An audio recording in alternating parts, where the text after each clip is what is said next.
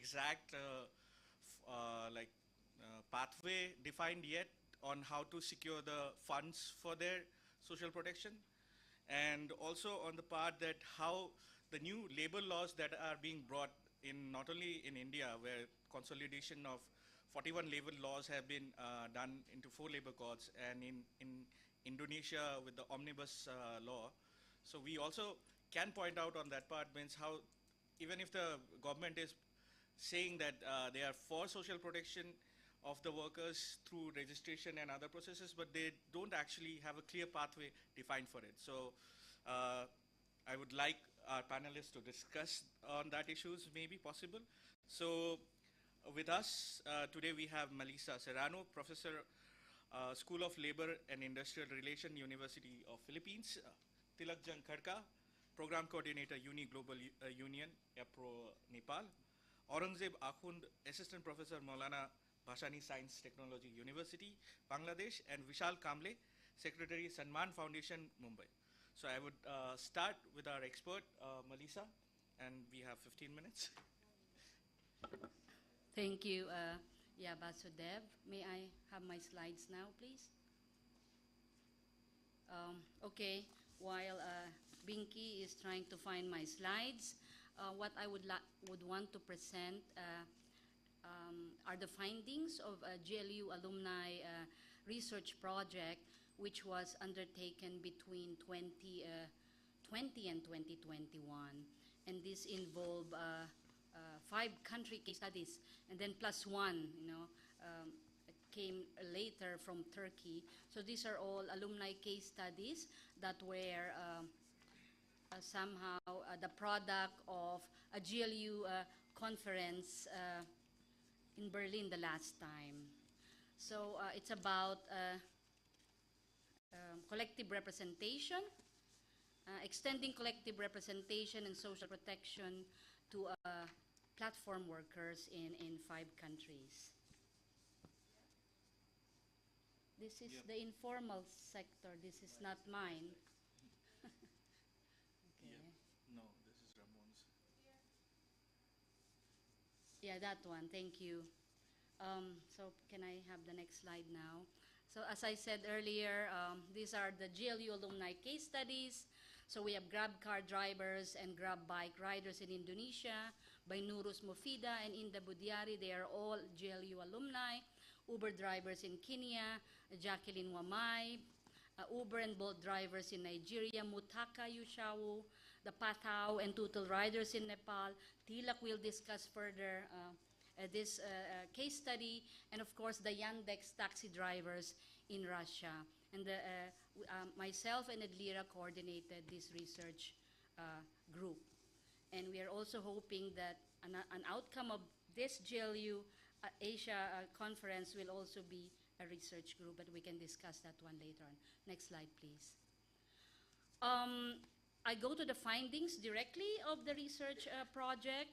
Of course, as in other countries, the regulatory responses, to the operations of ride-hail platform companies, these are digital labor platforms, is in flux. And still, there is absence of legal frameworks or even case law, particularly in Asia, pertaining to the application of employment and labor law on ride-hail platform workers.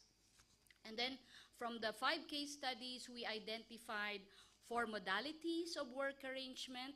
One is the usual arrangement. We call it bilateral partnership, where you have the platform company and the rider or the driver owning his car or bike, having sort of, an independent contractor arrangement. Another would be a formal trilateral or 3-party arrangement, where you have the platform company, the rider and the driver, and a private company providing, a taxi for rental or a car on loan for the driver to use for his work. And there is also this informal trilateral arrangement, informal in the sense that you have the platform company and an individual owning a car, but he's not the one driving it, but he engages informally a rider or a driver to ride the service, the car or the motorcycle. And this is an informal arrangement. And the fourth one would be, and this we found in the case of Yandex in Russia, like the platform Yandex also acting as a seller of information to taxi companies. So the Yandex gets orders from riders, the general public, and sells for some commission in the tariff or rate, to taxis in Russia, for example, and for orders for taxi in Russia, and then gets some commission from that. But we found that the second and the third modality, it's very complex, and because it involves more parties, in the work arrangement, in a way, this intensifies the exploitation of platform riders. Next slide, please. Of course, we all know this, and I will not discuss the details of this one. We plan to publish the case studies together with analytical chapters, and these are all the same in everywhere. We can discuss later on. So these are the working conditions that came out of platform riders and drivers in the 5 case studies: income insecurity, work instability, poor working conditions, lack of social protection, occupational safety and health included, and of course, intensified labor control via algorithmic management, which of course challenges the notion that indeed riders and drivers of platform companies are misclassified as independent contractors. So we found that platform unilateralism, what we mean by this is it's the platform that decides on everything. So there is really a control there, very strong control component, which is the most important test of an employment relationship. It does only not transfer business risk to the platform workers, but also results in poor working conditions of platform workers. Next slide, please. So here we see that increasingly all over the world, platform riders and drivers are self-organizing with or without the support of trade unions, NGOs, and other worker organizations. In fact, often a massive protest precedes the organization of these workers. And most of the protests are grassroots initiated, we can see collective action later on.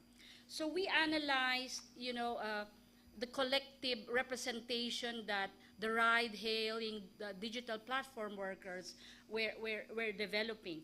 And we found 6 modalities. I will go to this slide later on. We found embryonic internet-based networks or social media-based forums. So this is the first, it's informal. They just use WhatsApp, Messenger, Viber.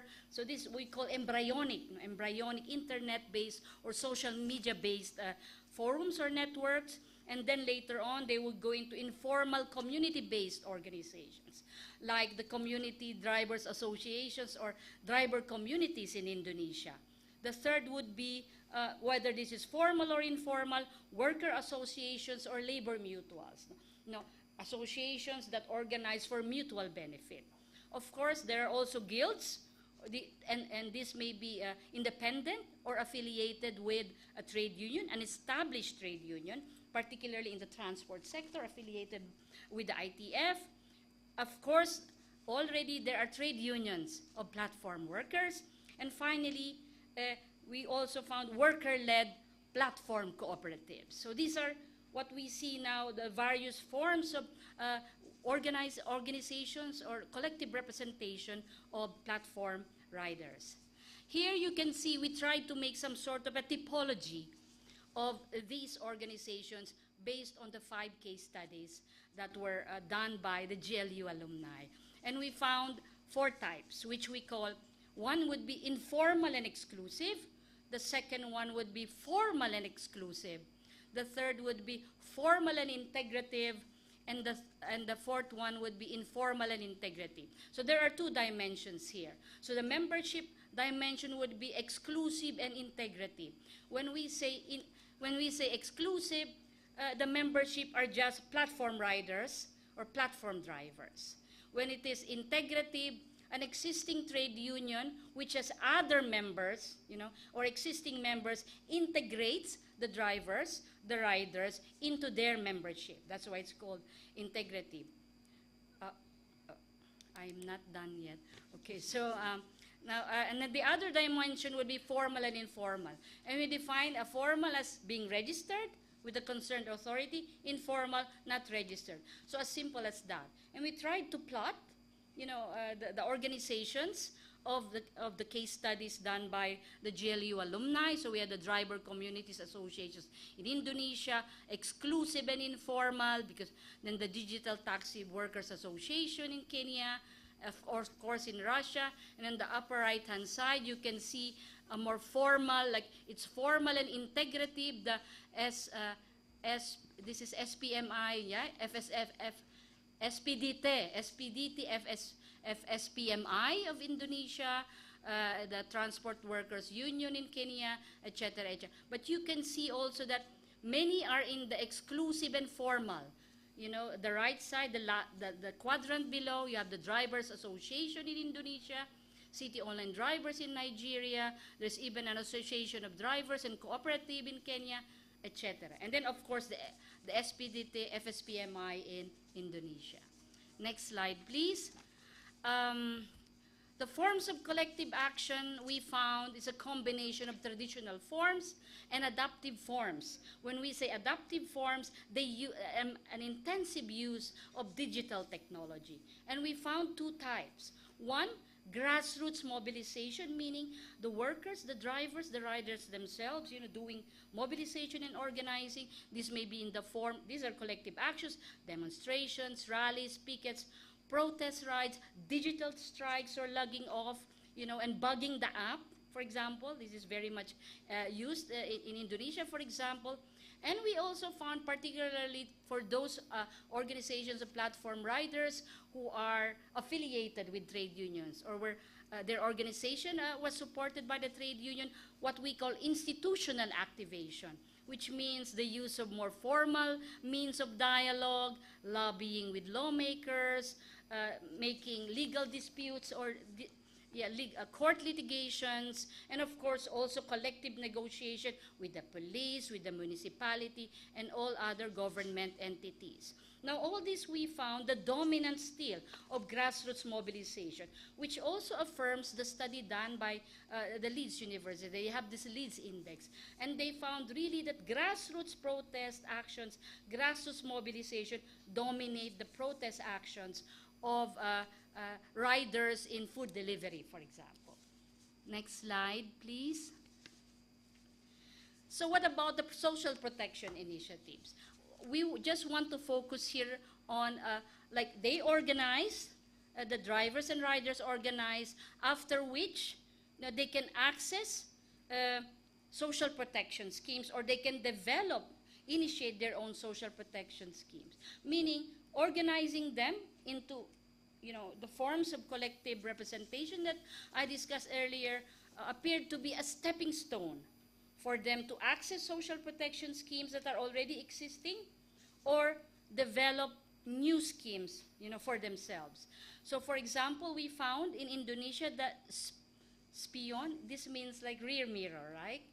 Yeah, so but SPION, they organize a cooperative program in partnership with a private company, so they can have more affordable installment, in buying cars, purchase or rent, a car for the Grab and Gojek riders.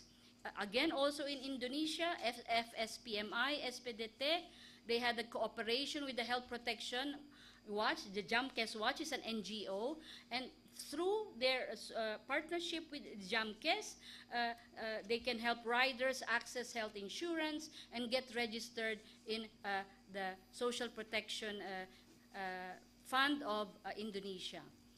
In the case of Nepal, and this can be discussed later on by TILAC, they organize a union of app-based and gig economy workers. This is an initiative of UNI here in Nepal. And of course, we discussed a lot about the Social Security Act of 2017 in Nepal, and this is what they're trying to do right now, trying to say that, okay, how do you extend to these riders this Social Security program? And the demand is the Riders Welfare Fund must be established from the company earnings. Next slide, please. And then digital partners, they have this Haba Haba project. It's their own social security scheme as well, in partnership with other government agencies. The Nigeria also, they were able to negotiate formally protection from harassment, and then of course levying taxes on them transferred to the platform company. And then in Russia, of course, they develop an app that would help workers in terms of accident, injury, etc. So these are just examples of initiatives. Next slide, please. So the lessons and insights, we can identify 4 key ones. We saw that mainstream and inclusive trade unions have facilitated the organization of platform workers and supported their collective actions. Collective organization and actions of platform workers precede and push government regulatory interventions that may include some form of social protection. Platform riders and their organizations are driving the establishment of regulations and social protection schemes for the riders, for the platform companies also to comply, and grassroots organizing has proven to be an effective way of accessing social protection schemes for platform workers. I think I end now. Thank you. Thank you, Melissa, for the great insight into how app-based workers are working in different cities of the world. And as we move on from that to Tilak, so that he can continue it and explain it further. Thank you. Thank you, moderators. Thank you, my friends. I'm going to briefly highlight of my case study. As I developed my career as a trade union organizer from the activism, and it was a part of kind of academic research also, and I learned a lot from Melissa and Edlira. I sincerely thank you for their cooperation, support, and encouragement in this work. And okay, I will briefly highlight, it's a long, 10 minutes is not enough, but I will highlight 10 points in my 10 minutes. And the rest 2 minutes, I especially request my moderator to introduce the persons who I invited here. Okay, so I think I pass it. Can I have that jack? I'll do it from here. You, right? Oh, okay.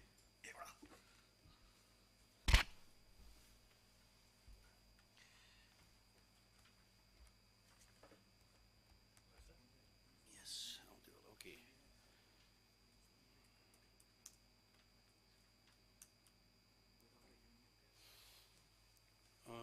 okay. I'm highlighting on extending collective representation and social protections to vulnerable groups of workers, a case of ride-hailers in Nepal. Okay, normally the ride-hailing is a relatively new phenomenon and practice in Nepal, but it has a different form and formations in different parts of the globe. Nonetheless, what is clear is that the most platform workers, particularly those engaged in ride-hailing services, suffer from precarious working conditions. What this study is found is that without planned interventions from the established trade unions, it is impossible to organize workers in this new sector. So that was my especially finding. And from this study, what I concluded with my recommendations as an organizing priority for the trade union was that the government must adopt fair operational guidelines of these ride-hailers in Nepal. Taxation is another area for government where a visionary provision must be endorsed. Two-wheelers transportation is a very risky job. Health and safety is a rider's key concerns. Therefore, insurance coverage for riders must be full hours, that is 24/7. And then companies' commission rate must be reduced up to 10%. I will explain later on this. And then riders' welfare fund must be established from the company earnings. And then employee-employer relationship must be established to check and balance in the industrial relation systems. Associations of or union must be formed based on trade union principles. All riders must be covered under contributory social security schemes. And then social dialogue must be initiated between platform companies and riders association, that means the trade unions. So during that, my study period, there were no officially registered trade unions, but there were some initiatives. And then during my research, I connected them, and then finally they form a trade union. So the situation was that there were about 400,000 people in the gig economy in Nepal. This was a finding from Class Nepal. And then 10 ride-hailing companies at that time, and 120 riders, drivers were registered drivers, registered ride-hailers. And then about 500 users were registered to receive these services. And on May 2018, the first time in Nepal launched ride-hailers app by Tutal company, and 130 riders were interviewed in my case study research. So I don't go through this figure. This is just 130 people, 126% respond. There were several respondents, and this is a just glimpse that I interviewed, or they participated in my survey. They honestly, or I don't know how they responded, but based on that, I concluded in my research. Anyway, so this I'm not reading out. I'm sharing these slides later on. Okay, so that's 63% of my respondents told me that there were no contract. I mean, it is true everywhere. There is a digital contract acceptance, but people don't know what contract they sign. I mean, they accepted means digital thing. So this is another area that we can consider. And then 37% respondents declared that they have some types of agreement or ID cards given by ride sharing. I mean, it's a very tricky thing. For example, when they click the acceptance button of their contract, some save that in screenshots. I mean, these people are a little smarter than others.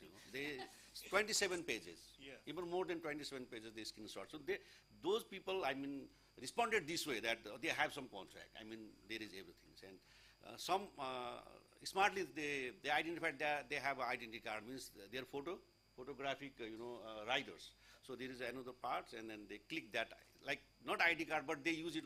There is a logo of the company, and in the part there is their one photo. Driver ID. Driver ID. I mean, that's how they think that they are identified and they have some kind of identity. So okay, that was even part of my questions. Okay, when I interviewed, and at that time, last year, it was 13,450 minimum wages, national minimum wages. But during that time, and immediate I submit my research report, and the government announced another increasement of that, and it became 15,000 minimum wages. My intention was to compare their income with this minimum wages, whether they are earning more or earning less. So I mean, my intention was that also in that research. So that was the changes happened. Okay. There were some questions. For example, 126 respondents, I mean 37.9% intended to quit their job within a year. But at the same time,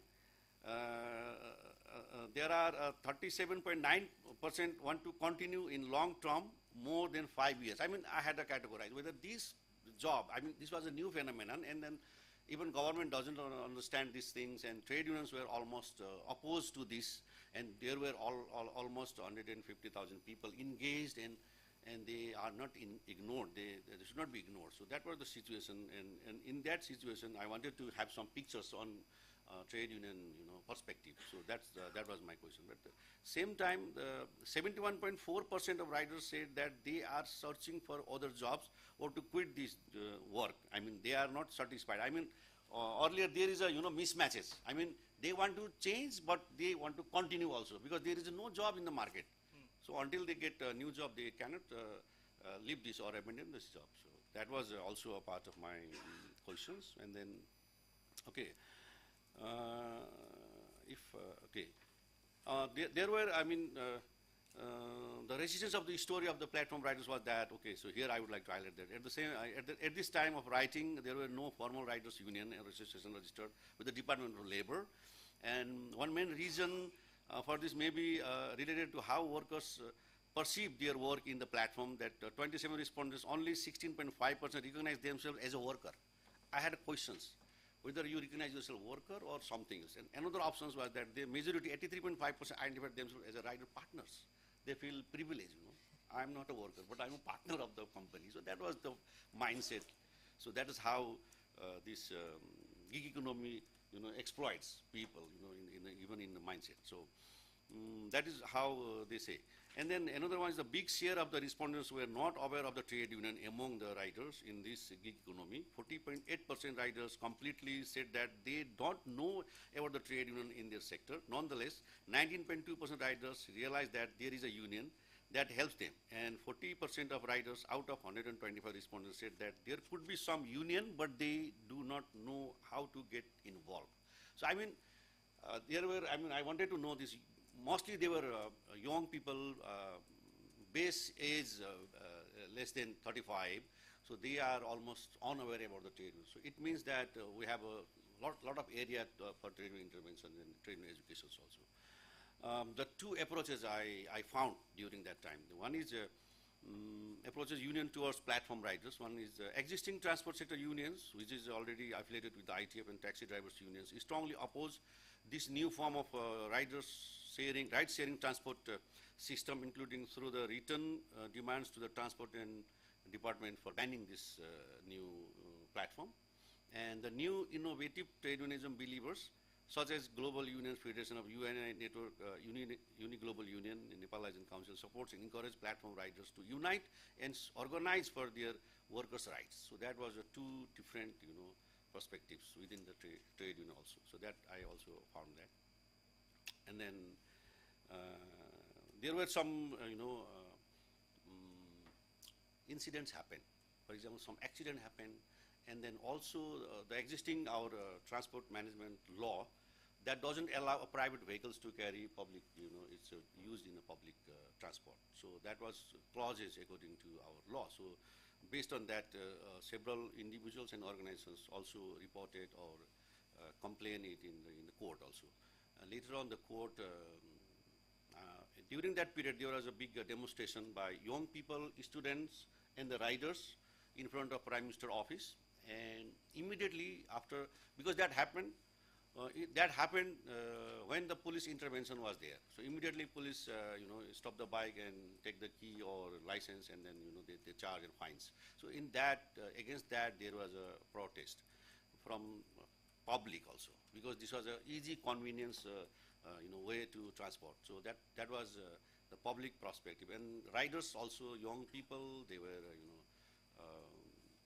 red blood. I mean, so they were looking something that this is a good thing. So, and government is banning, and immediately the Prime Minister is compelled to withdraw the decision, and from that decision they are again allowed to run with, but it's a ad hocism. I mean, there is no specific law and other guidelines, but so that's still today they are operating. So they are demanding. So that was the situation, and then. During the month of December, during my in this case study period, there was another agitations, demonstrations made by these riders against this Pathao riders, Pathao company. So because it was a high charge, I mean almost 20+%, 20, sometimes 21, 23, it was 20% plus they are charging, and it was I mean when the riders paying their fuel, paying their transport, every associated cost, and with the gross cost, they are charging 20%. If net cost or net profit, they can charge 20%, justice, okay. But it was injustice. That's how they realized. I mean, so that's how they agitate and organize. I mean, until that period, there was no organized form of union, but they use of Facebook groups. They, gathered, and then they shouted. They had a 10-point demands, and that's how they. Later on, it was became uncontrolled, and they vandalized all the company buildings and glasses. They broke the glasses, and police intervention was also there. And then people realized we need a union, and that's how the called UNI-AGE was established, and under the UNI is one affiliate called UNICTS, so that was history, it became. So during that period when the ban was there, and I also wrote an article so that don't ban ride hailing. It is a part of the economy. We should regulate it. So that was my, personal thing. It's not an institutional or not uni, but my personal understanding. So somehow that from that point, one provincial government number where we are now. So that provincial government passed a new law. They allowed these two-wheelers or four-wheelers, private vehicles, even to operate as like Ola, Uber, or Uber system. So that was a change and milestone for the people who rely on the gig economy or the ride-hailing, employment sector. But still, there is a long way to go. And then after that, my research submission and my team of these unions people approached to me and wanted some guidance, and I have tried my best to support them to unionize, because I come from union. So, and then finally, in this very occasion, I would like to call upon Brother Deepak Karmacharya. Please stand up. So he's the one who dared to form a union in a ride-sharing company in Nepal. So finally they register a union, and then now they are dealing with the government. They are working as a social partners with all parties. Like they also have a dialogue with the employers associations. Employers company, yes, platform companies, and then also they are reaching to government institutions. So this is how it was a success. On progress. I don't say that it's a success story, but it's a success to progress stories. So hope they have a lot of issues. And regarding the social protections and contributory social security, we have law. But when law was issued in 2017, that time it was not in scene, it was not existed. And then law did not imagine that these types of employment is there in our Nepalese market, labor market. So it's still there is a gap, and we have to have we need to have another collective actions to change or amend the law and include these types of economic workers also.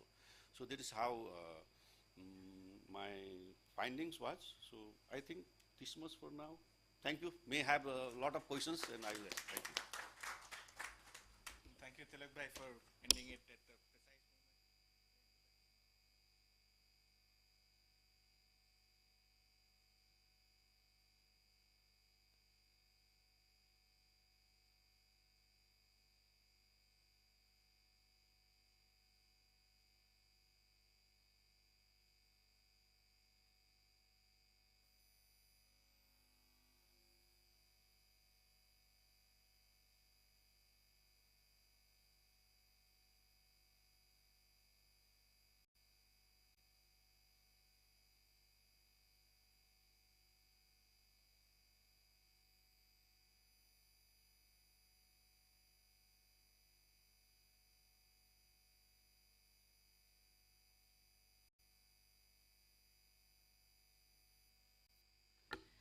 Honorable moderator, panelists, and audience, welcome to my presentation.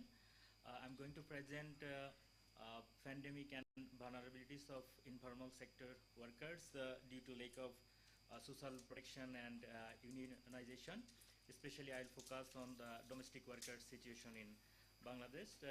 Basically, I will explain the recent trends of employment in Bangladesh, particularly in the informal sector, and the vulnerabilities of informal workers, and especially the workplace victimization, and the essentials of social protection, and the challenges in protecting and organizing the domestic workers in Bangladesh. So let us start with a beautiful picture that this is a very traditional culture in Bangladesh. There's a bride who is going to his in-house law with a mindset that that culturally defined role is going to play. He will be a perfect housewife, and he will perform the household unpaid work.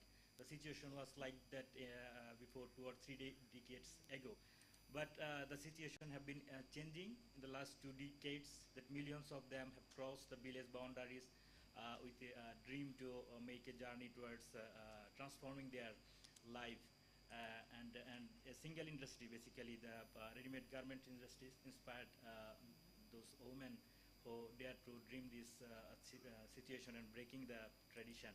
Particularly, few drawbacks and some exploitations and victimization, and now the COVID faded their dreams, and sometimes they feel offended and go back again to their home, and indirectly it contributes to the informal sector's increasement. So if we look at the labor force participation trends in Bangladesh, having despite a lot of challenges, the women participation rate has been increasing for the last 10 years. In comparison to man participation, that in 2010 it was around 30%. Now in 2019, according to the latest statistics, it's 36%. But in comparison, the man participation is decreasing. If we look at the women in the informal sectors, globally we all know that almost 60% are in informal employment. In Bangladesh, more than 85% are employed in informal sectors, and particularly for the women, the situation is more. It's 92% employed women are engaged in informal economy in Bangladesh. So if you look particularly the domestic workers in Bangladesh, because I don't explain the other characteristics, almost same situation as Professor Melissa explained, that what is the common characteristics of informal sector.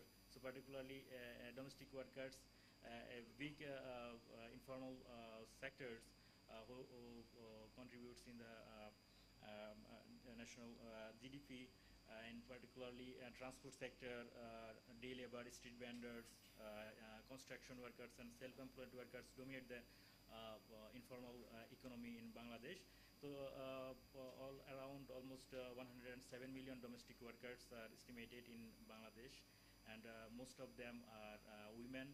And we have two types of, you know, that live-outs and live-in workers, and significantly more than 26% are children, and they don't have any collective bargaining and representation status, and economic exploitation and deprivation is very common without social protection. And particularly I'll focus in my next slide that how they become victimized, particularly though it's not systematically organized, but if we can compare that these domestic sectors workers are frequently being tortured, they have been killed and sexually assaulted by their employers, and there is also some tendency of suicide, and sometimes the investigation found that there is no cause, that they defined is that unknown cause they suicided. And domestic workers regularly experienced verbal abuse and aggressive behaviors from their partners. And if I come to the point about the impact of pandemic on this informal economy, particularly on the domestic workers, it's we all discussed from the last day that there is reduced working hours and reverses job growth and pushes millions into working poverty. The situation is almost same in Bangladesh, and particularly the women and young workers are impacted mostly due to these job losses. According to ALU estimation, at the very beginning of the pandemic, 49.3% domestic workers significantly impacted, and in the last second quarters, it peaked to 73.7% globally. And in Bangladesh, almost every live-out domestic workers lost their job, particularly during strict lockdown, when there was a strict restriction in movement, and most of them are terminated without or a very minimum payment, and they don't have provided any health support from their employers. So a recent study found that this unemployment period ranges from 3 to 10 months. So what the vulnerabilities actually rises and the essentials of social protection arise, this pandemic creates a lot of situational poverty, particularly the lower middle income and middle income family. Due to their loss of wages, they had to cut off their expenditure. When the domestic worker returned to joining their work again, they just denied that because most of the low middle income and middle income family lost their capacity to bear the cost of domestic worker. So at the same time, the supply demand of this domestic worker reduced.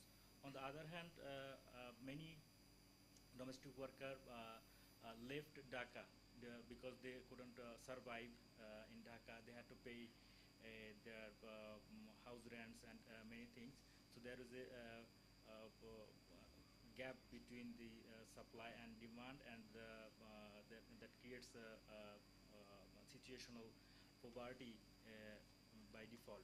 And there is also denial of access to assistance, financial assistance, and access to their health assistance, because the government has a lot of social security benefits, but there is no specific security benefits for the workers.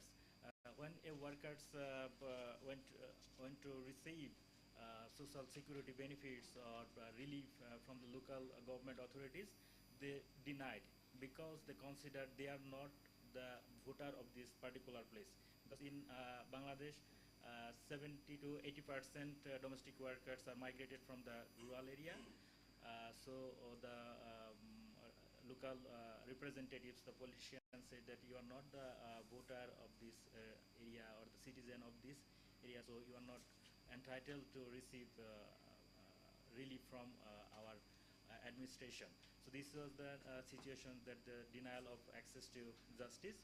At the same time, the domestic workers who live in Dhaka during this pandemic period without any earnings, they had to pay their house loan, and as most of them don't have any savings, we also found in others studies, they had to take a loan, but they don't have any sufficient documents to access loan from the government authority.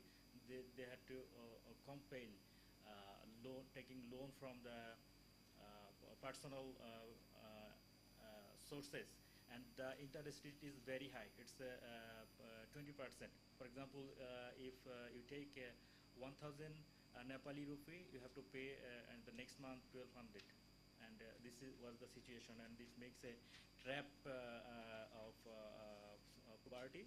So at the same time, I've discussed already this waste reduction. At the same time, we are all aware that during pandemic there was a rapidly increasing experience of domestic violence, and the domestic workers have a higher propensity of intimate partner violence, as they regularly used to abused by their intimate partners.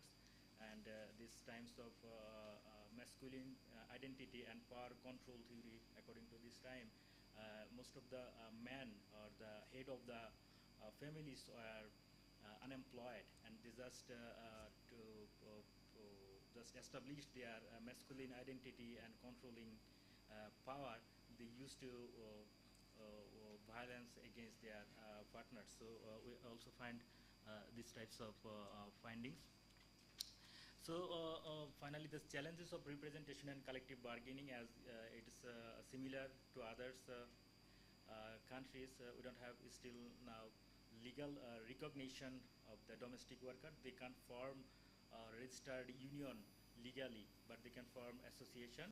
And the gender role and conservative attitude, social attitude, and social stigmatization discourage these women to be unionized.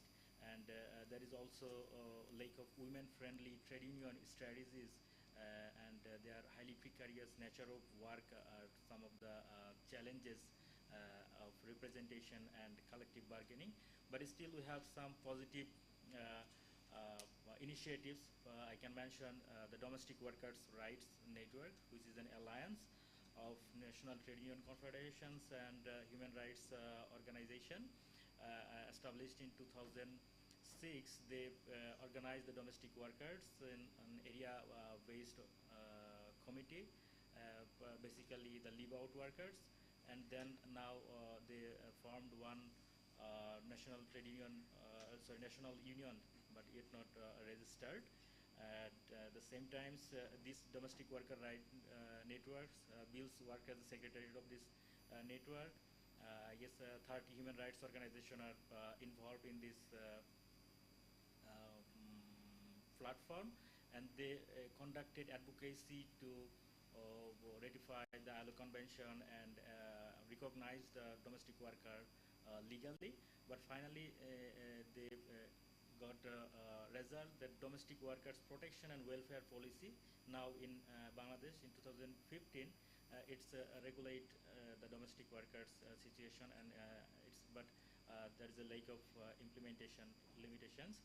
And there is also a labor welfare foundation from Bangladesh government.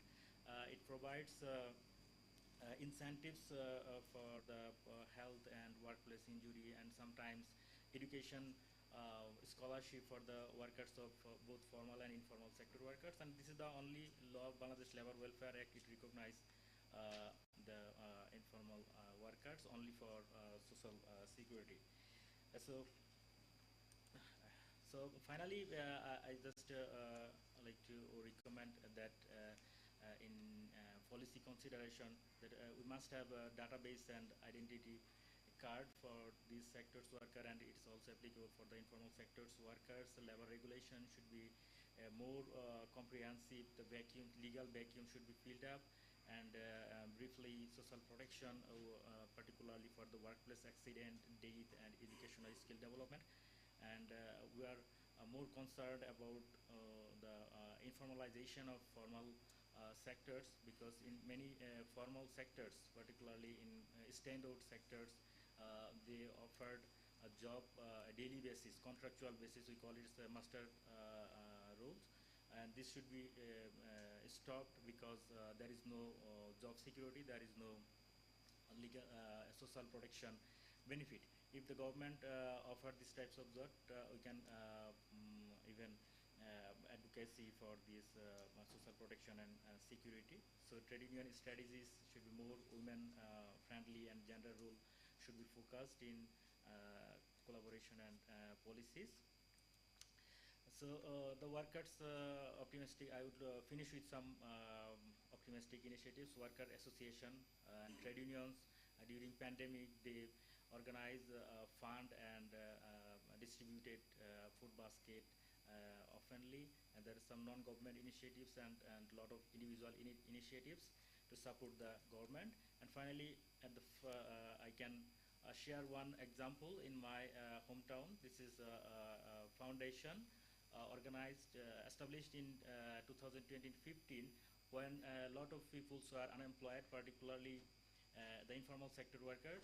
They organize meal for one-time meal for workers, and this most of the beneficiaries are domestic workers, as you see, and the informal sectors workers. And after that, they introduced interest-free initiatives for small enterprising and income generating.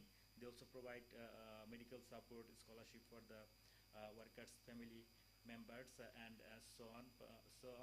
Basically, it's started due to response of the COVID. If you are interested more, then we can discuss later. So thank you very much for my part.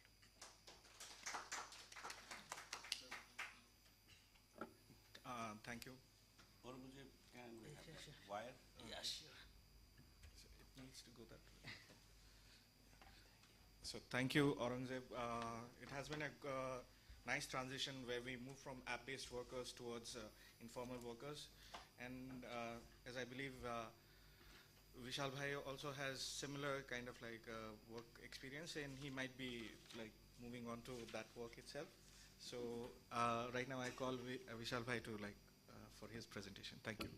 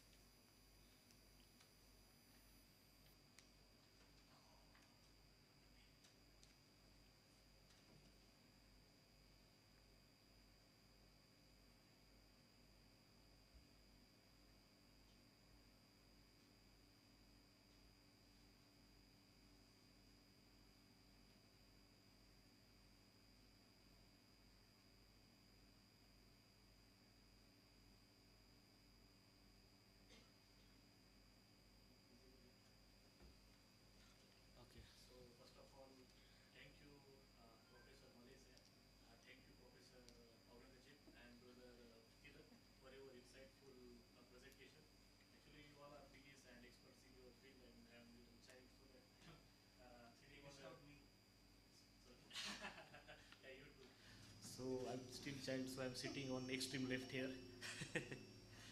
So in my presentation, I would like to focus on the precarious work in the informal sector. And for that, I selected, I think it's better to walk. I think I'm loud enough to. No, no. Okay. I think it's in. So I'm focusing on the construction sector, and then the Uber drivers, taxi app-based taxi drivers, and then you can see the pictures in middle that women is nailing, like painting the nails of other women. So I'm focusing on the gender notion of the platform work. So I would like to start with a little glimpse of the informal economy, and my focus is on India.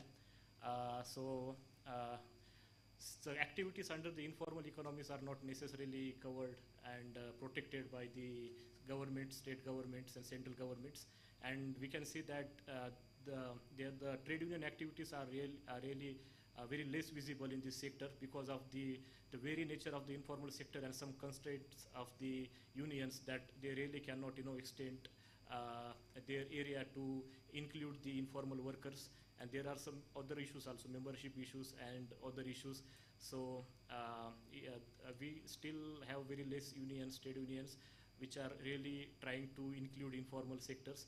But there are some unions which are not necessarily providing the membership to the informal workers, but they are kind of have associations with the group of informal workers association. And if you see the figures that 86, the official data says like National Commission for Entrepreneurs in the unorganized sector, the data says like 86% of the India's total workforce engaged in the informal economy. So still there is some disagreement regarding the data, like NSSO data give the different account, but more or less there are up to the 86 to the 90% workers involved in the informal economy. And the employment include like street vendors, domestic workers, agriculture labor, cleaning workers, and what we are witnessing the gig economy. So we have the taxi drivers and then the food delivery workers and all. And the most important characteristic of the informal economy that I always stress that there is segmentation of labor market in terms of gender, religion, class, and etc. I was talking that so particular work is associated with the particular people of the community because they are viewed as the inferior people coming from the lower strata of the society. For example, the sanitation work and all. So here I would like to first focus on the construction workers. And why I'm focusing on the construction sector, there are three reasons. First reason is that this is the very big sector in the informal economy. And the second is that government is really trying to formalize this sector by providing some social securities initiative, and then government has established the building and other construction workers welfare board in different state. And the third reason is that I have been associated with the cleaning workers since last 7 to 8 years. But after my graduation from the GLU, I extended my work area and I'm also working with the construction sector workers. So if we see the figure again, the National Sample Survey of India says that 74 million workers, there are 74 million workers in the construction sectors, and among which 34 millions are interstate migrant workers. And if you see how much work how much wage they earn daily, it's 350 Indian rupees, which will count as 4 to 5 US dollar. And even if we have the minimum wage in our country, different states have their own minimum wage floor, but it still exists in the theory, not in the practice. And still this work is away from the policy and all. And we also can see the gender stereotypes. It's historically presented in the construction sector, and women are viewed as inferior to the men, and so that their position in the construction sector is shaped by this bias notion of the gender. And I really would like to show you the website of the BOCW to better understand what government is really doing.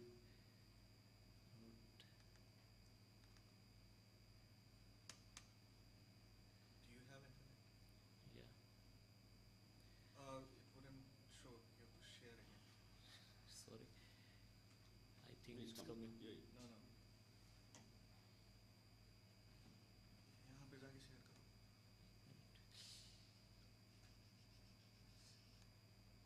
इसको बंद करिए. मैं यहाँ पे कर सकता हूँ ना. You can. Sorry for this technological ignorance. Now you can go to the web. Okay, unfortunately it's taking time, so I would just like to explain with my words that there are different schemes under the Building and Other Construction Welfare Board. It covers like insurance to the workers and then other monetary benefits, and also they have drafted the schemes for the education of the construction workers' child, and if there's some casualty and health emergencies in the house of the worker, then his wife also can take benefit of the schemes. So there are different schemes under BOCW. So what's happening with these schemes?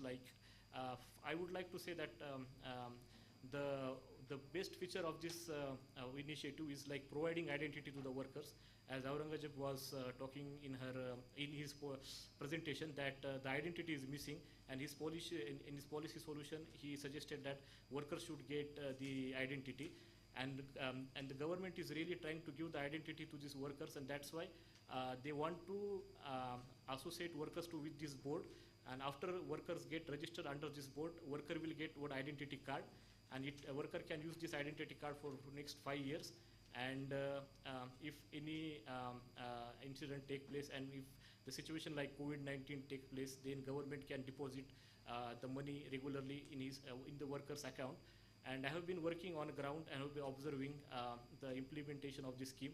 And what I have observed, that there are a lot of issues regarding this scheme, like there are fake registrations also, and implementation is these schemes are really getting implemented very poorly, and there is and this is the area where trade union really can enter. I really see very less trade unions focusing on these aspects. And also the last point in my slide is the NACA workers. NACA is Marathi and Hindi words. Generally the construction workers get work through the kind of the contractors, but NACA workers are the vulnerable workers in these segments. They have to stand on the NACAs, like on the particular spot of the road, and then the people who really want to hire them, they come to approach them and take them to the home, and they bargain, and also they get very less wages than their counterparts in the construction sector.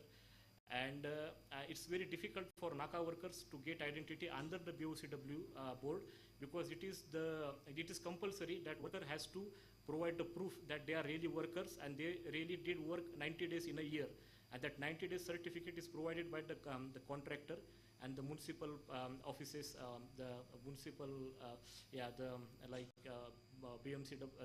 Bombay Municipal Corporation and all.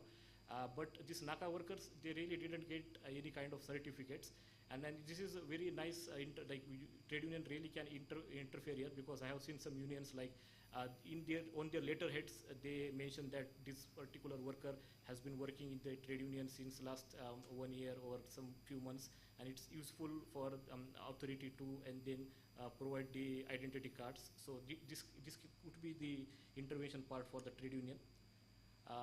So now I would like to shift my focus on the platform economy.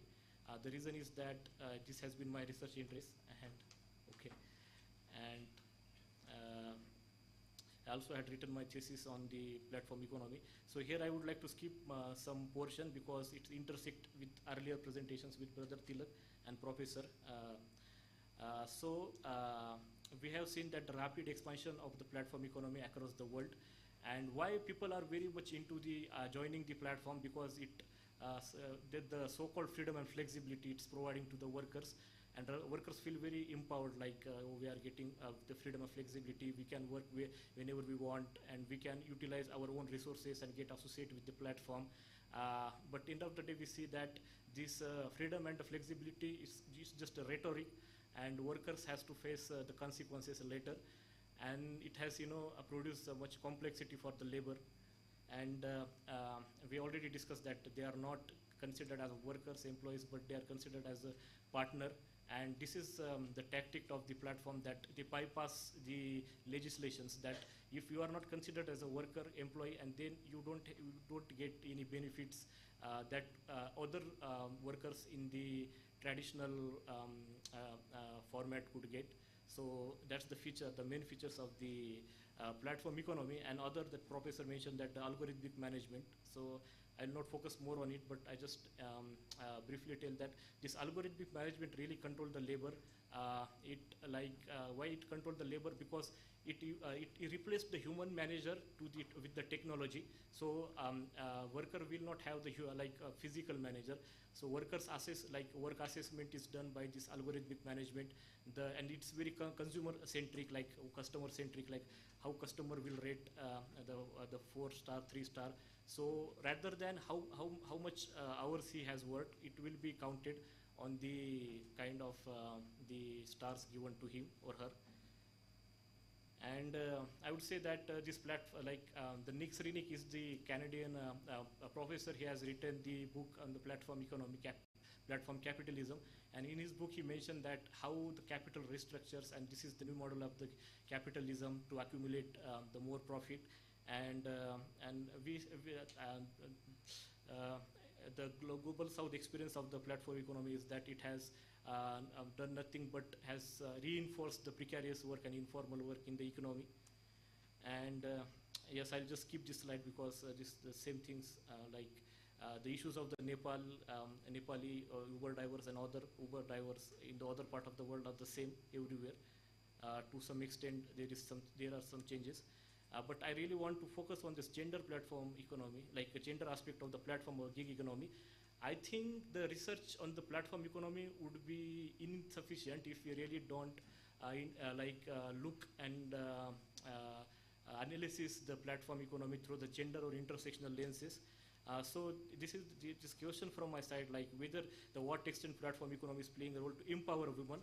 So again, I would like to say sorry if someone feel offended using this word empower women, because in feminist discourse we don't use this term empowerment, but in development economics we tend to use this term often, so I used it.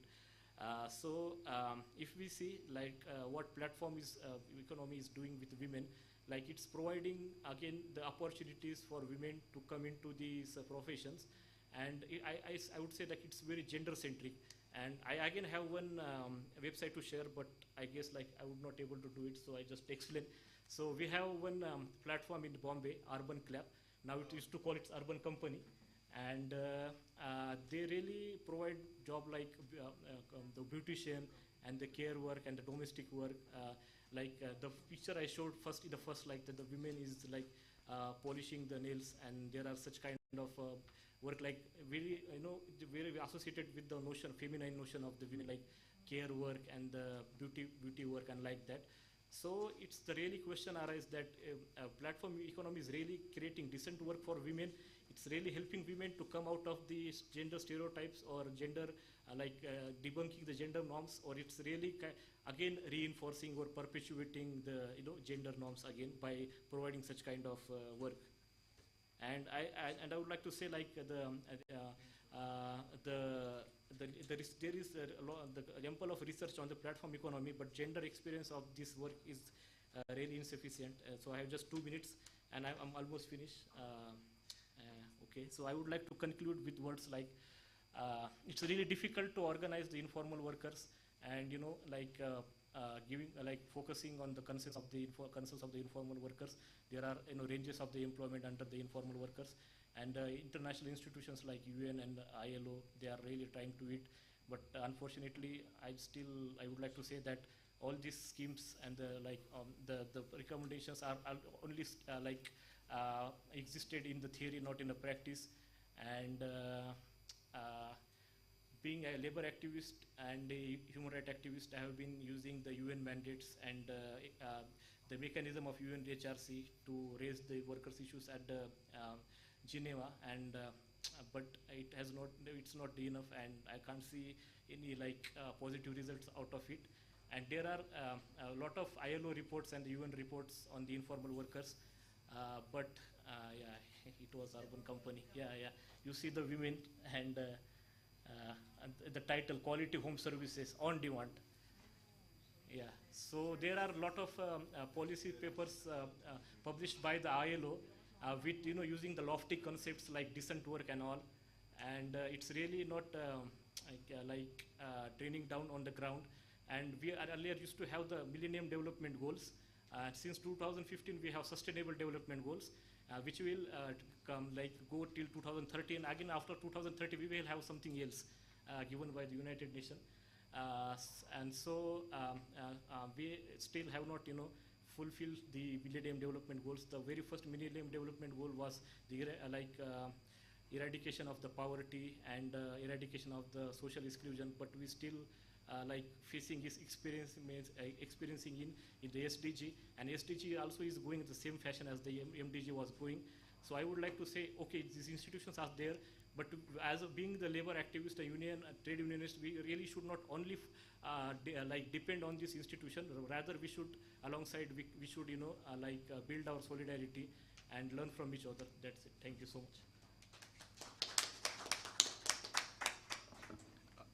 Thank you, Brother Vishal, for completing it just on time. We have quite a bit of time for question and answers right now, so the floor is open. I just wanted to point out few things on that part is that not only means like the registration aspect that has been pushed for informal workers by Brother Aurangzeb has been started in Nepal, as was announced yesterday by JTUCC. Similarly, in India also we have started that initiative with eShram, but the government doesn't actually provide you any proper kind of a end game of how a worker can access those social security benefits at the end of the day. Quite a few things have been promised in these kind of schemes that are coming up, but there has been no clear pathway that a worker can actually access those benefits. So I would, the floor is open, please. And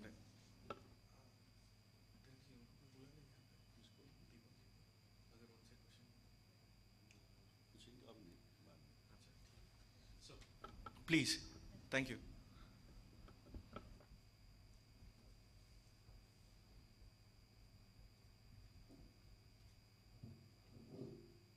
Thank you for the presentation. And I would like to tell something which happened recently in Bangalore. So there is a union of auto drivers, and they were very fed up with Uber and Ola thing. And they have children who are working in IT. So they made their own app. And it has been launched and is working for last 3 weeks. And even they have put a note that fare is negotiable. I think we can look into that if union can come up with their own apps and with the terms and conditions, because when there is an inflated fare and benefits didn't get transferred to the drivers. And other thing on construction worker in India, there is a law, whenever a big company starts construction, they have to do 1% as a cess. And it is a huge amount. Like last time I did research 4 years back, it was 25,000 crores. Yeah.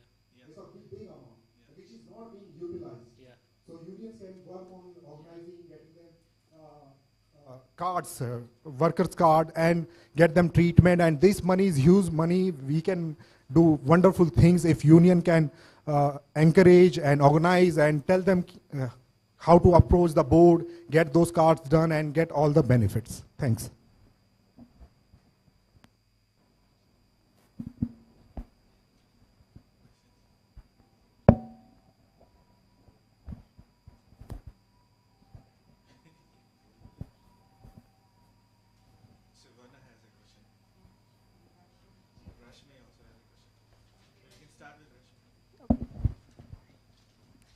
So,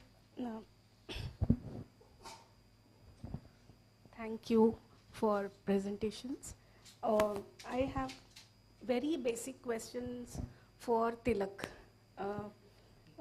Just to understand the economy of Nepal and transport sector of Nepal, because that is what I didn't understand when you from your presentation. So I'm just asking. I need to understand that is whole transport sector is run by private people, or is there anything called public sector in transport? So that is first. Second is there any regulation or regulatory authority or any law that regulate all these private people, those who are, I mean, contractors or small companies in transport? And third is how the pricing is done. I mean, pricing is very important part. That is, as a commuter, I'm also a worker somewhere. So it's as a worker and as a citizen or a commuter, I have two roles to play. And this whole pricing is impact our lives. So just to give an example, when me and Basu coming from the airport, for 6 kilometers, we paid like 500 rupees. 850 Nepali rupees. Ha, 850 Nepali rupees. So I understand this is a this place is tourist place, and therefore this kind of price. But how normal people afford the prices and with whatever transport they took? So these are my 3 questions. Okay. Christine has it on the side. There. Piche. Yeah, thank you for the wonderful presentations from our panel. I wanted to offer some insights from the Philippines on what Vishal was talking about on the gendering or the gendered aspect of informal or platform work. Because in the Philippines, what we've observed is that there has been a rise of these platforms as well, of home care on demand, wherein you can just log into a website, put in your details, your request for the schedule. But one thing or one trend that has been present is that these platforms emerged right after a progressive law was passed, the Kasambahay Act of 2018, or the Domestic Workers Act, which provided a minimum level of social protection for domestic workers. So that includes working hours, social security benefits, a wage setting procedure that is fairer to workers. And because of this, there has been a decline in hiring live-in or even live-out domestic workers in the Philippines, because they have now to go through agencies and all these additional costs that households in the middle class and upper classes feel like they cannot afford. So because of this, the platforms for home care have emerged, and according to some of the these care workers that we've discussed with, they are told by the owners of these companies that they are partners in this initiative, that this is a co-owned initiative. But at the end of the day, it's still up to them to fulfill a quota that could meet the same level of income that they were making when they were domestic workers under the Domestic Workers Act. So in a way, these platform work has functioned to reverse the gains of domestic workers in the Philippines. So I wonder if that's something that also has happened in some of the countries where these platforms are available.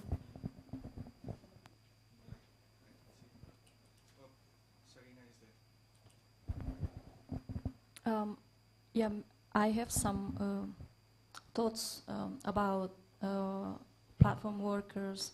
I think also we should not only point out to the working conditions, but also about how the platform companies collect collect our data, both consumers and also the workers.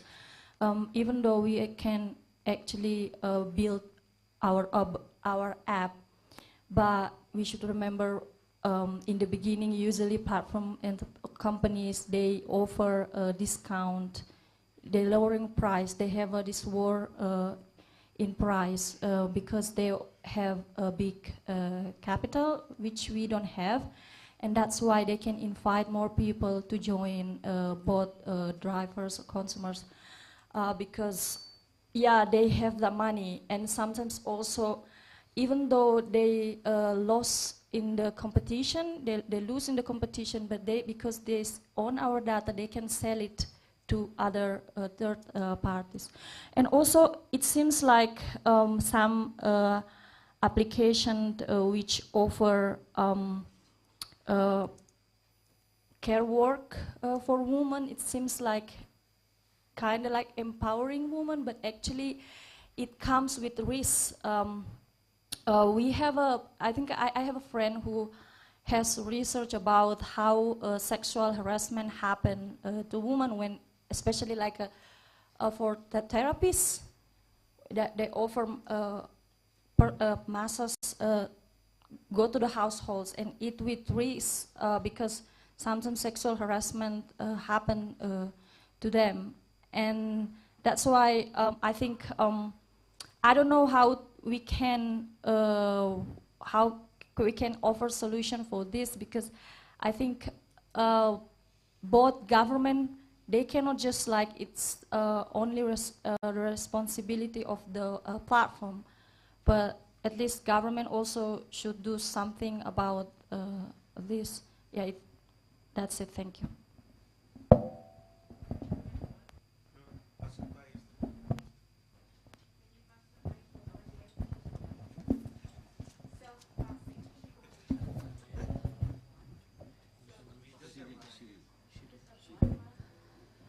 Thank you. First of all, Basu and Reshmi, I paid for taxi for 50 rupees on bargaining, okay? But you can't bargain with Uber driver.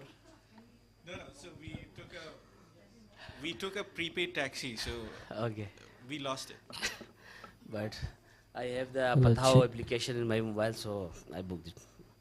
Second thing, we are talking about the transport workers. I have some stupid suggestions for transport workers. Like if you want to give them life insurance, okay, life insurance, like in factories. So in Pakistan, if you want to get life insurance, so you need to pay 1,000 per month, yearly 12,000 per month, okay. Then if you need social security, like medical benefits, maternity benefits for families, for father and mothers as well, you need to pay 1,750 rupees per month, okay. The 7% of total minimum wage. And if you need old age pension, survival pension, widow pension, you need to pay 1,250 rupees per month. Its total cost 4,000 Pakistani rupees. Or if you want provident fund as well, so you need to pay 1,000 rupees per month. It's 5,000 Pakistani, equal to $21 of US dollar, okay? No, it's just informing you for policy if you want to make, okay? So $21 for a month, you can cover all social safety net, okay? So in Singapore, maybe you see NTUC have his own resort, a taxi, bank, and insurance, many things, NTUC.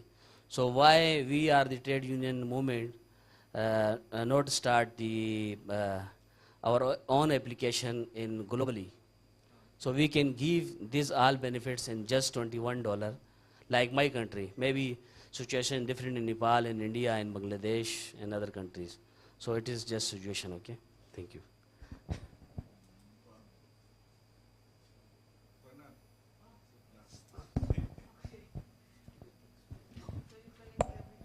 Everything, hello. My question is probably also stupid, but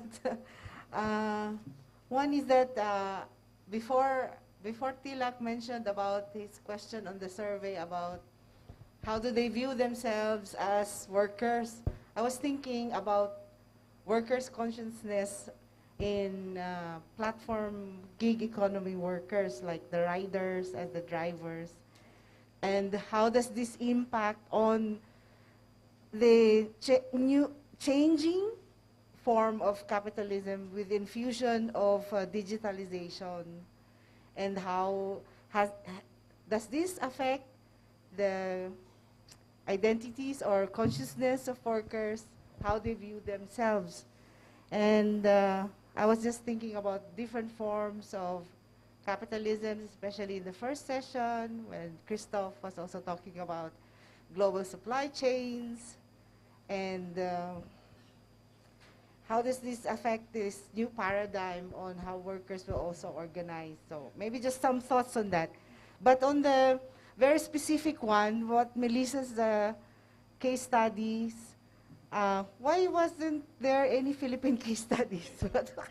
but just a question, because in Philippines, the the ride-hailing taxi is quite popular, called Grab. Yeah, Grab, no? But from Malaysia. But initially, it was a bilateral format, no? The Grab app and then the rider app. And later on, because there was a lot of maybe protests or comments, and there was a saturation of cars, the government came in and intervened and actually captured the regulation of that kind of system, the bilateral. Does it fall into the trilateral, where now the government can extract some fees both from the owner of the app and the driver? So it's more expensive for the driver to apply for a license to be a ride-hailing driver. In Philippines, yeah. Those are just my thoughts.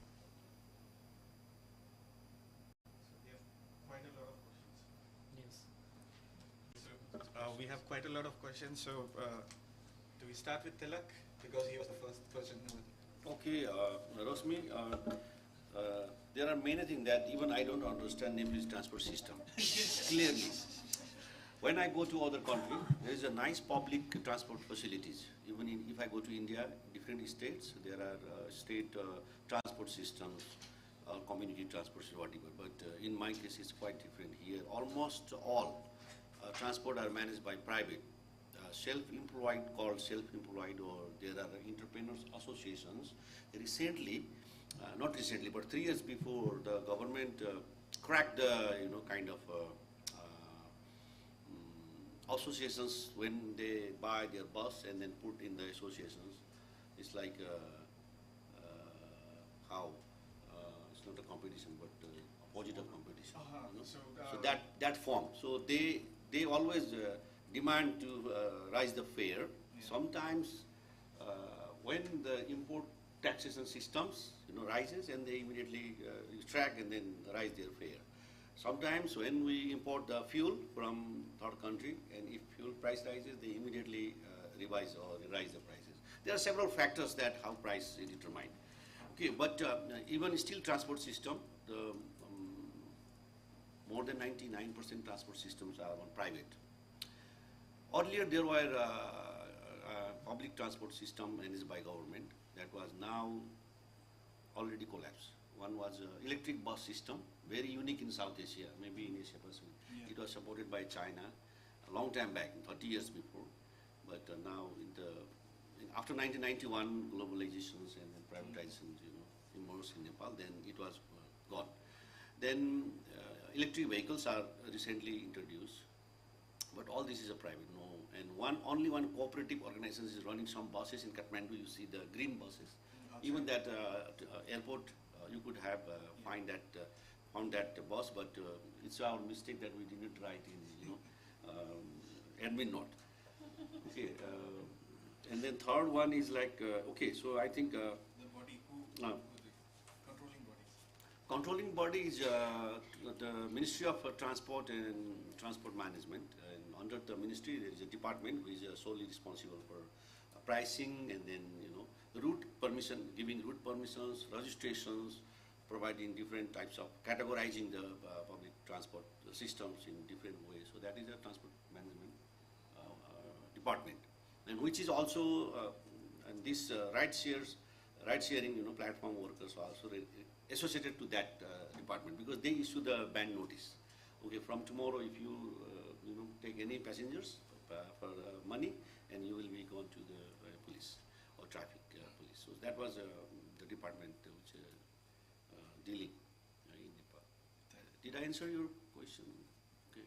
So, but finally, I say I thank you and congratulate you that you both took one taxi and share your prices. Otherwise, you have lost your another 425 rupees. Thank you. So after that, it was Christine questions on domestic workers and how the apps and other things have changed. So the observations, I think both of you can answer on that part. Yeah, I would like to respond to the Rashmi's second question, like what Tilak brother was responding. Like, it is tendency as a customer or consumer, like we really tend to, to gain benefits of the, how can we save our money. And I think being a unionist and labor activists, we also should, focus on it. And that's how this, platforms are very smart. Though, okay, they know your tendency. So if you think like Uber is very a cheap ride, like you won't get cheap ride throughout the day. They have the fly price fluctuations. Surging. So in the morning or in the late night, you can find cheap ride, but in the afternoon you won't. And in the afternoon, your mindset would change. No, now I can bargain with the normal taxi driver, but we can bargain with the traditional taxi driver, but we can't bargain with the Uber. So we should also think on this part. And Sorry for intervening, but as pointed it out, Russian apps have come up where they allow you to negotiate prices between a customer and a rider before taking the ride, which does operate in Nepal and in India, which is InDriver, which is currently not taking any percentage out of that commission rates, but that is again till the market stabilizes and they occupy a significant space, which similarly in India Ola and Uber did. When Ola had started in 2010 and Uber had started in 2013, their commission rates were close to 5 to 7%. But as the market stabilized after 2014, their commission rates rose to 20 to 25%. And right now it's currently, if you observe on the rates, it would be close to 27%. And they keep on changing based on, as Brother Vishal pointed it out, based on surge pricing, based on your morning commute and the evening commute. But they also start putting other components within it. Those your promotional kind of benefits. If you take a larger share on the rides itself, you will get lesser amount on your fare charges. So those are the ways that companies keep on modifying it. And the point I would, if I can just go on a segue towards Varna's question on how the workers are identifying themselves on that part. And Tilak had pointed it out, saying that they always consider themselves to be rider partners, and they consider themselves to be social entrepreneurs. But at this point, the companies keep on changing how they refer to the worker itself. So in the last, I think Ola and Uber in India have changed their contract language into 4 times. So initially it was driver partner. Right now you are a user of that app. So they have removed all the liabilities at all. So essentially, as I move on, the company keeps on changing its policy for customers, for riders, for drivers and everyone, to make sure that they have less amount of liabilities and responsibilities, and they can extract as much as value in terms of data, in terms of fare, in terms of labor and everything. Thanks. Yeah. So domestic. No, I would like to respond to the concern raised by Shirin. She was talking about the data extraction. Yeah, the data extraction is one of the important characteristic of the platform, and that's how platform survives. They extract the data, they understand your sentiments, they understand, they learn your habits, and then they launch their next products. And Amazon has been surviving like that only. So, and the AWS is the perfect example of it. Amazon Web Services, the cloud computing, and also the Alexa and the every products of these platforms. They really listen to you. It's more than you imagine. how it kind of surveillance you and like detect your habits for their own formation of the products. So yeah, so we really should think on it on the data privacy concern.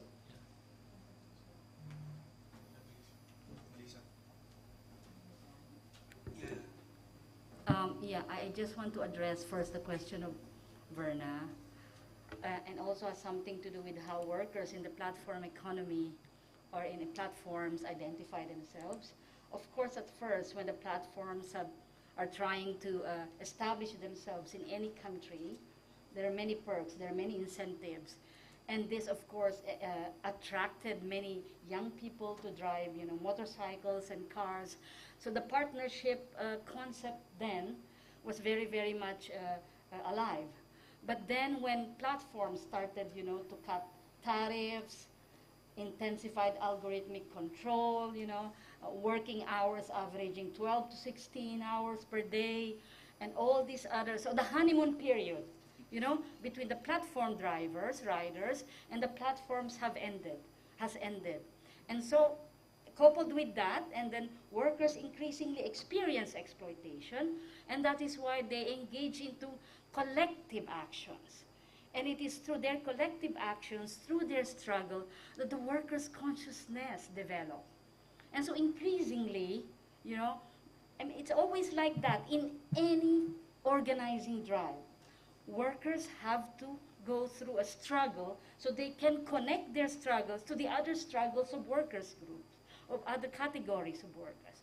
And also only through struggle that the workers develop, we are workers, we have, so that the workers' consciousness has developed. I give you an example. In Kenya, one of our case studies, they went on an 11-day strike, the Uber drivers. 11-day strike, and it was synchronized strike. They had to turn off their apps, and this would mean no livelihood for them. But then this is already an expression of solidarity. So they already know that we are the working class, we have to do this for 11 days. And what did they get from that?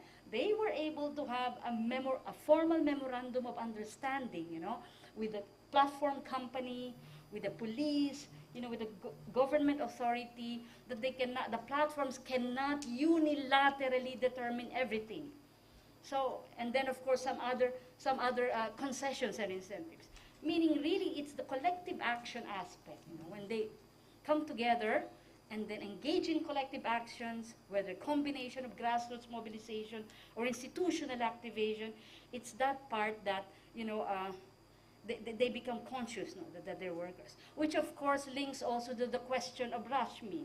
Are there regulations for the platform economy? The regulations came after the workers engage in collective actions.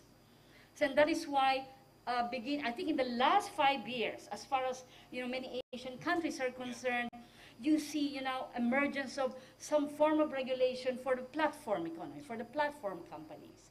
So for example, in the case of the Philippines, you cannot just set the fares, right? Like the TNVS, the base fare, it has to be regulated. The same in other countries.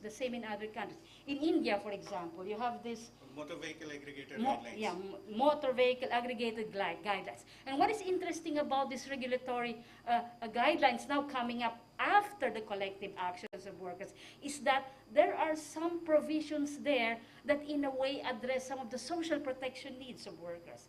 For example, the solidarity liability of the platforms or any intermediary in case the worker meets an accident. So there is occupational injuries or something like that. So now you see this is the emergence of these regulations that in a way also protect the data. Yes. There is also, I think this is also in Indonesia, this is also happening. But again, we emphasize that all these came after the collective actions. True. And maybe Brother Asad's question, the only problem with globally developing an app would be it seems like it is a very good idea, but it will require a massive amount of capital. These companies Uber is a loss-making company. Every quarter they post losses, but they still operate because they are collecting data, they are selling that data, and like the data brokerage and everything they are doing. If we as organization, even if we try for like in smaller spaces, even in Nepal if we try, the amount of algorithmic management that goes into it and the competition that would exist based on the existing Tutel and Patao and the other services that are present over here, to provide a living wage to the driver and to keep the app not profitable but sustainable would be a very hard kind of a thing, because these apps operate because they are exploiting the workers. So because the exploitation exists, these apps are existing. If we want to exist, we might have to go that way, so we shouldn't. And your part on like social security and benefits, that again comes through that who can access it. So if a informal worker or an app-based worker who is not registered as a worker itself, and the law doesn't recognize him or her or they as worker, how will they like contribute towards any kind of welfare fund? So that again becomes a question of what JTUC has said, that the registration of all workers needs to be done first, which is also similarly what is the initiative that is happening in India. But the government then has to like regulate the companies and the other people to say that this much contribution should be taken from the workers, from the companies, and that's how these kind of like welfare funds, welfare boards can operate, which the best example was given by the Building Workers and Construction Workers Board of India. But for that, again, the registration process, recognizing a worker as a worker needs to be done first. We are in Pakistan. Yes. There are a lot of motorcycle drivers. They don't have registration with any of application. They're just wearing their green helmet, yeah, and people hiring them to go where they are. And many of taxis, they have some logos, yeah, they put on the head of taxi, then people are going on this. So if the company registration is very easy in every country, I think, company registration. After then, if you hire people to give them this policy, we will give you this social benefits. So maybe we can start. Yeah, means like, as it was pointed out by Lisa about workers' cooperatives, which are operating already. So that model exists and is effective.